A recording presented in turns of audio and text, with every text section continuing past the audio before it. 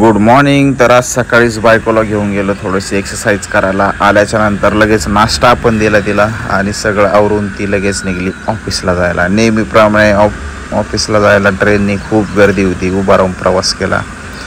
थोडेफार काम केल्याच्या नंतर दुपार झाली। दुपारच्या जेवणात त्यांची टीम सगळी बाहेर जेवणासाठी गेली होती। तोपर्यंत माझा पण ड्युटीचा वेळ झाला। मी माझी धन्नू घेऊन निघलो ड्युटीवर जायला आणि तोपर्यंत त्यांचं जेवण झालं होतं। तिने खूप ऊन आहे म्हणून थोडंसं थंड होण्यासाठी मस्त एक ग्लास छास घेतला होता। उन्हाच्या तडाख्यात मस्त थंड छास पिऊन त्याच्यानंतर दुपारच्या वेळेत परत इव्हिनिंगला ते नाश्ता करायला गेले, चहा घेतला। संध्याकाळ झाली, परत तोच प्रवास ट्रेनचा।